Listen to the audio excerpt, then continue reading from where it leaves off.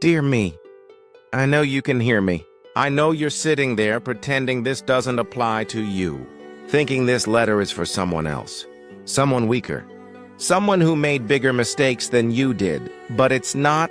This letter is for you. And today I'm going to tell you the truth nobody else had the courage to say. The truth you've been running from for years. It was you. You were the one who destroyed everything that mattered. Every relationship that crumbled into dust. Every opportunity that slipped through your fingers like water. Every dream that died before it had a chance to take its first breath. You, not the world. Not bad luck. Not the people who left. Not the circumstances you couldn't control. You. And this letter, it's not to blame you. It's not to make you feel worse than you already do.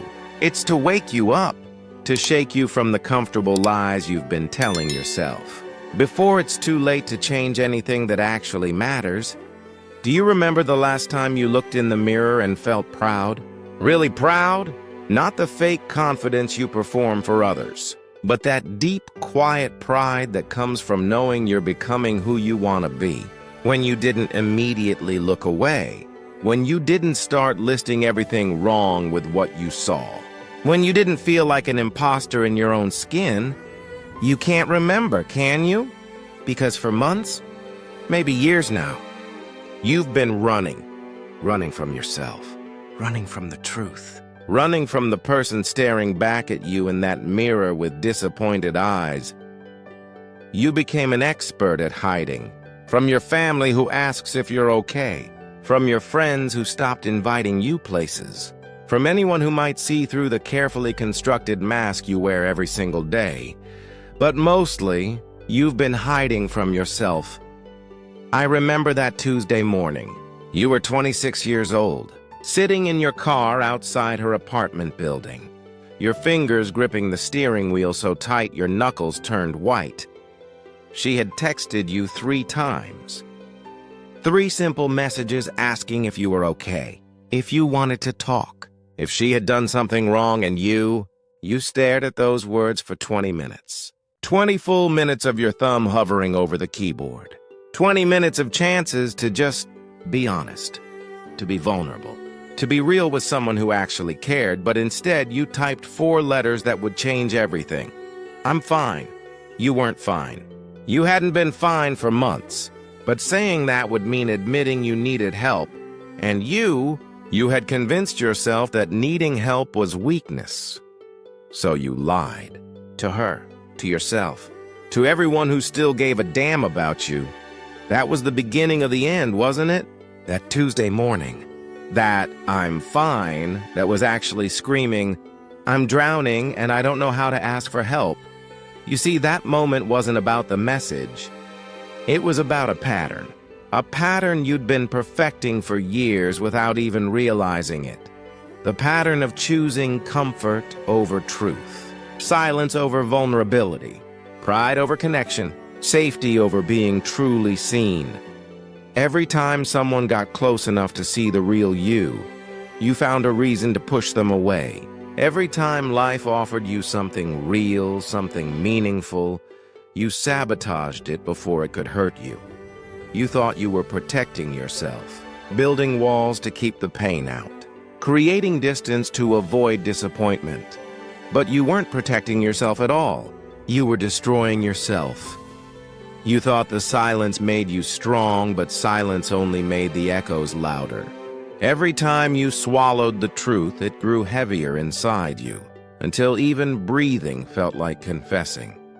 You mistook numbness for peace and called your avoidance healing. But healing doesn't happen in hiding. It happens in the breaking open. It happens in the moments you stop pretending and finally let the pain be seen. One small lie at a time. One missed opportunity at a time. One, I'm fine at a time. And now you sit in the wreckage of your own making, wondering why you're so alone. Why nothing ever works out. Why everyone eventually leaves. The answer is standing in front of you every morning in that mirror you can't look at. Before I tell you about her, I need you to understand something. The people we hurt the most are often the ones who looked at us and saw what we couldn't see ourselves. They hold up a mirror, and all we can do is shatter it because we're not ready to face the reflection looking back. Let me tell you about Emily, the woman who saw you. Not the version you performed for the world, but the real you. The scared, hopeful, deeply imperfect version that woke up at 3 in the morning wondering if you'd ever be enough. She saw that person, and she loved that person, and that terrified you more than anything else ever could. I remember the exact moment you knew you loved her. It was late on a Thursday night. You were both on your old couch watching a bad romantic comedy she picked.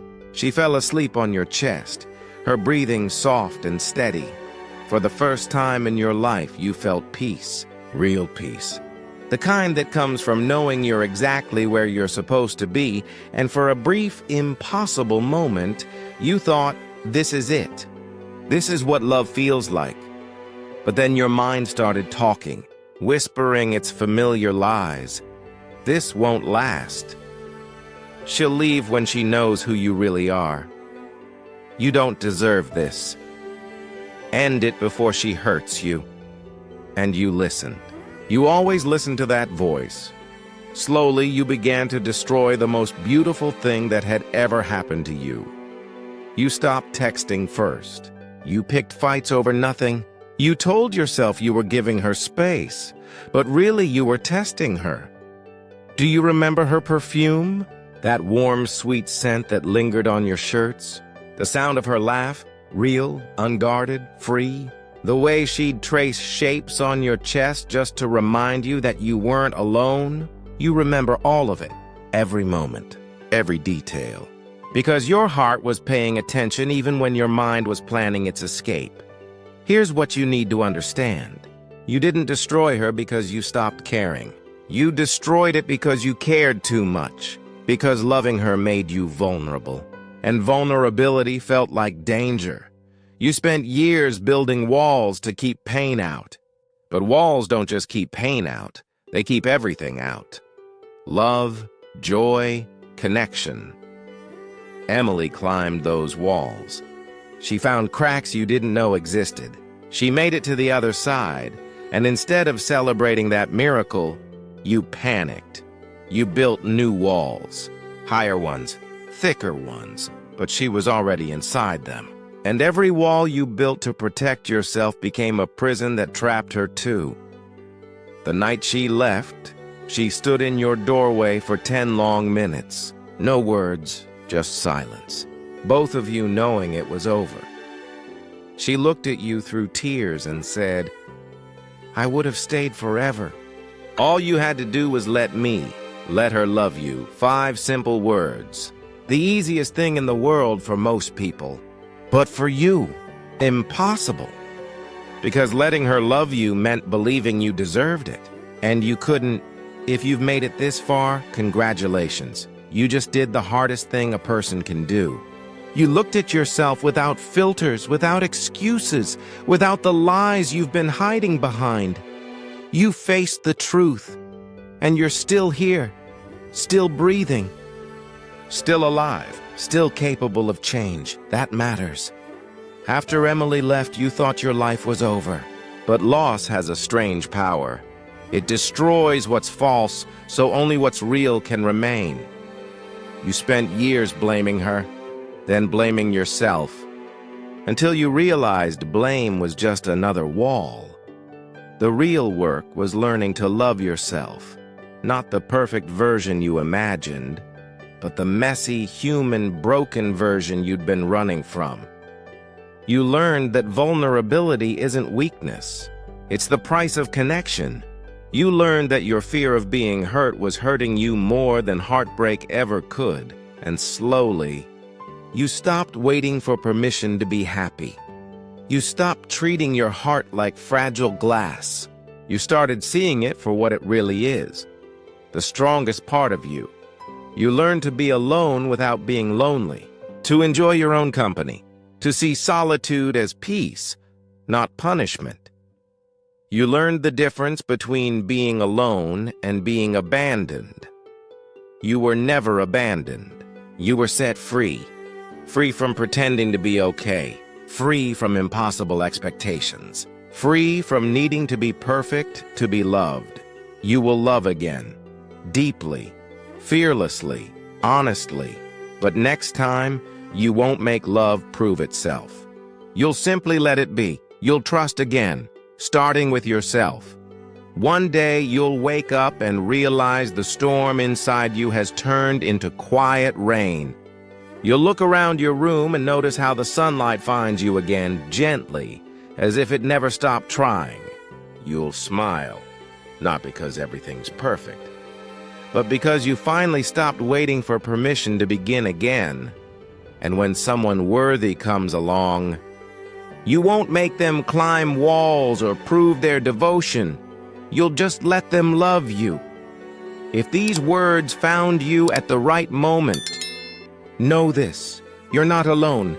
There are thousands of us who destroyed everything because we were afraid to believe we deserved it. But we're still here, rebuilding, learning, healing, together. This letter began as a confrontation, but it ends as an invitation. You destroyed everything. But destruction, when it comes from awareness, is just another word for space. Space for new love, new trust, new beginnings. The person who destroyed everything is not the same person who's going to rebuild it. That person, the one who chooses love over fear, that's who you're becoming. And I can't wait to meet them. Signed with love, hope, and belief in who you're becoming, yourself. 10 years wiser, 10 years braver, 10 years more beautiful than you can imagine right now.